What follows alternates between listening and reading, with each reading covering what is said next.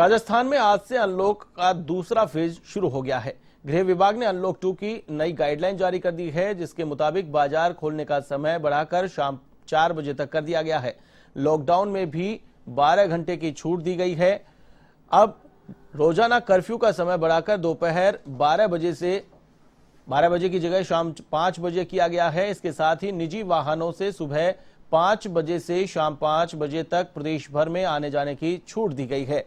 वहीं weekend curfew अब 2 दिन का ही होगा।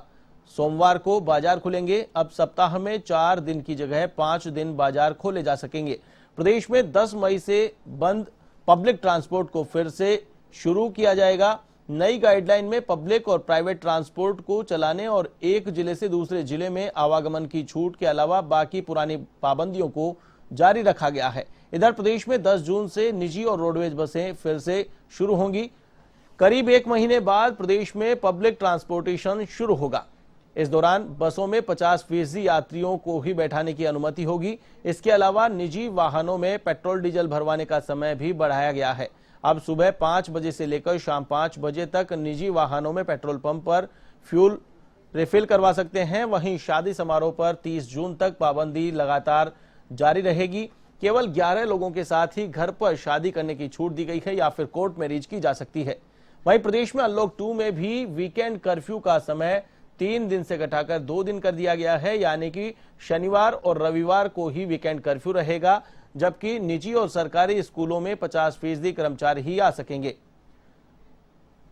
लेकिन स्टूडेंट्स पर फिलहाल स्कूलों में पाबंदी बरकरार रखी गई है। इस खबर पर अधिक अपडेट के लिए मेरे साथ फोनलाइन पर मौजूद है हमारे संवाददाता बीके शर्मा। लगातार कोरोना पर काबू पाने के लिए लॉकडाउन लगाया गया, दुकानों को बंद रखा गया और अब फिर से अनलॉक 2 की गाइडलाइन में दुकानों को खोलने की अनुमति दे दी है। और जिस प्रकार से व्यापारी लगातार मांग कर रहे थे समय बढ़ाया जाए, 11 बजे तक मार्केट खुलने का समय होता है और सरकार ने 11 बजे मार्केट बंद करने का समय तय किया था, लेकिन अनलॉक 2 की नई गाइडलाइन में अब 4 बजे तक की छूट दे दी है। क्या कुछ समाचार बाजार में किस प्रकार की रौनक देखने को मिल रही है?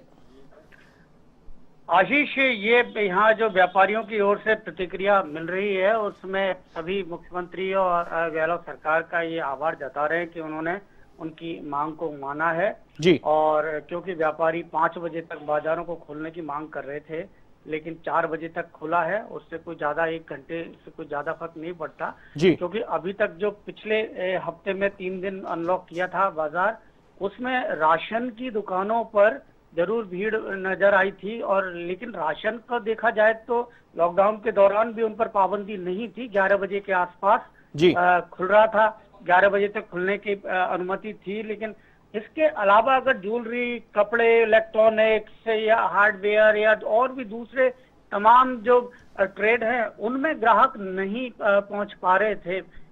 रेडीमेड गारमेंट है, महिला परिधान है, उनमें क्योंकि सुबह 11 बजे तक घर का कामकाज होता है, इनमें ज्यादातर ज्वेलरी, कपड़े, इनमें महिला ग्राहक ही ज्यादा होते हैं, तो उनको पहुंचना असंभव था। तो वो एक औपचारिक घोषणा थी, उसका यहाँ पर बाजार पर असर नजर नहीं आ रहा था और ग्राहकी नहीं थी। जो जरूरतमंद थे, जिनको खरीदना था, वो भी समय की पाबंदी की वजह से नहीं खरीदारी कर पा रहे थे। तो अब इसको 4 बजे तक किया है, तो इसका स्वागत किया है। और जाहिर सी बात है, काफी लंबे समय से सब बाजार बंद थे, तो जिनको जरूरत है अब उत्पाद खरीदने की, जरूरत का सामान खरीदने की, तो वो लोग अब खरीदारी कर सकते हैं। या शादियों के लिए भी, जिनकी घरों में कोई शादी है और जिन्होंने टाला नहीं है कोरोना की वजह से, वो भी जो गहने, ज्वेलरी वगैरह खरीद सकते हैं। तो जरूरी भी है। और इसके पीछे एक बड़ा तर्क यह है कि बहुत सारे 30-40% ऐसे कामगार हैं जो 10 से 15 हजार रुपए मंथली कमाते हैं, जो इन दुकानों पे सेल्समैन के तौर पर काम करते हैं या माल की ढुलाई, आना जाना, यहाँ इन्हीं के ऊपर जो अप्रत्यक्ष रूप से बाजार और दुकानों के ऊपर निर्भर हैं। तो बहुत सारे मजदूर वर्ग है, श्रमिक वर्ग है, कर्मचारी वर्ग है, वो भी इन्हीं के ऊपर निर्भर था। लेकिन दुकानें बंद होने से, व्यापार बंद होने से उनकी जो रोजी रोटी है वो भी छिन गई थी।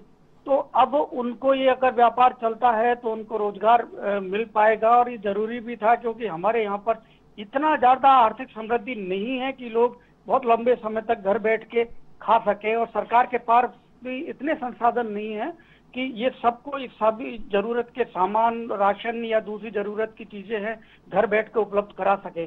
वास्तविक जरूरत भी थी। और जिस तरह से कोविड के जो पॉजिटिव पेशेंट है वो 75 के आसपास, मतलब 100 से नीचे आ गए, तो अब सरकार को भी ये कदम उठाना जरूरी भी था, तो सही समय पर कदम उठाया। लेकिन सबसे बड़ी बात है कि इसका दुरुपयोग ना किया जाए और अभी भी बाजारों में, दुकानों पर भीड़ ना हो, सोशल डिस्टेंसिंग का पालन हो और जो गाइडलाइन है सरकार की उसका पालन हो और पूरी हाइजेनिक तरीके से यदि व्यापार होता है, ग्राहक आते हैं अपना सामान लेकर सुरक्षित तरीके से बिल्कुल बीके शर्मा, बाजारों के हाल जब पालन सबको करना पड़ेगा आशीष जी। बिल्कुल, बाजारों के हाल देखे जाते हैं, कई बार तस्वीरें भी सामने आती है, खुद व्यापारी मास्क नहीं लगाता है, सोशल डिस्टेंसिंग की धज्जियां वो उड़ाता रहता है, ग्राहकी के चक्कर में, अपने लालच के चक्कर में एक दुकान में 10-10, 15-15 लोग उसमें बैठे हुए नजर आते हैं। तो ऐसे में व्यापारिक संगठनों की ओर से क्या कुछ निर्देश व्यापारियों को दिए गए हैं? क्या व्यापारी अपने स्तर पर इस बात को लेकर के जागरूक रहेंगे जिससे कि कोरोना का संक्रमण, कोरोना की चेन जिस प्रकार से लॉकडाउन लगा करके तोड़ी गई है और जिस प्रकार से राहत की खबरें अब सामने आई है, तो वो फिर से विकराल रूप नहीं ले, कोरोना का संक्रमण बाजारों के माध्यम से नहीं फैले? इसको लेकर के क्या जागरूकता, क्या खुद व्यापारी अलर्ट हैं? आपकी बात हुई है व्यापारिक संगठनों से, किस प्रकार की मुहिम व्यापारियों की ओर से चलाई जा रही है? जी हाँ आशीष, अभी जयपुर व्यापार महासंघ ने तय किया है कि उन्होंने ई रिक्शा पर वो माइक लगा के और लगातार वो सभी बाजारों में इसकी जो संदेश है, गाइडलाइन पालन करने का जो घोषणाएं हैं वो जारी करेंगे और लगातार वो सूचना देंगे कि किसी भी दुकान पर जैसे भी भीड़ होती है तो वहां से वो भीड़ को कम किया जाए। लेकिन इसमें एक समस्या सामने आ रही है कि दुकान के अंदर व्यापारी होते हैं, दुकानदार रहते हैं, उनके कर्मचारी होते हैं, लेकिन दुकान के बाहर जो जैसे वॉल सिटी में बरामदे हैं या दूसरे बाजारों में जिन दुकानों के बाहर सड़क पर ग्राहक खड़े हो जाते हैं, तो वहां उनको नियंत्रण करने का ना तो व्यापारियों का कह रहा है कि ना तो हमारे पास संसाधन है, ना अधिकार है कि हम सड़क पे खड़े हुए जो भीड़, अगर उनकी दुकान पे व्यापारी भी नहीं चाहते कि भीड़ हो, लेकिन लोग इकट्ठा हो जाते हैं, तो उनको नियंत्रित करने का उनके पास कोई अधिकार और संसाधन दोनों नहीं है कि हम दुकान के अंदर या दुकान के सामने हम ज्यादा से ज्यादा नियंत्रण कर सकते हैं, लोगों को कह सकते हैं। लेकिन बाकी उनसे ये प्रशासन का काम है कि बाहर सड़क पर बरामदों में भीड़ ना हो। तो ये इसके ऊपर एक विवाद भी हुआ था और इसमें कुछ चालान काटे गए थे व्यापारी और प्रशासन के बीच, जिसको मैंने कवर भी किया था और A1 टीवी पर दिखाया था। लेकिन ये परिस्थिति है, तो सबसे बड़ी बात है कि जनता को ही समझना पड़ेगा, जो उपभोक्ता हैं, ग्राहक हैं, उनको देखें कि भीड़ ना करे। अगर जी बिल्कुल, चलिए, तमाम जानकारी के लिए बहुत बहुत शुक्रिया। तो ये थे हमारे संवाददाता बीके शर्मा, जिन्होंने बताया कि लगातार बाजारों में रौनक देखने को मिल रही है, लेकिन हालांकि चैलेंज वाली बात यह रहेगी कि किस प्रकार से लॉकडाउन के नियमों की पालना की जाएगी, किस प्रकार से सरकार की नई गाइडलाइन का पालन किया जाएगा। ये बड़ी चुनौती बाजारों में, जिस प्रकार से भीड़ बाजारों में जुटती है, उसको नियंत्रण में लाना, उससे नियमों का पालन करवाना एक बड़ी चुनौती है।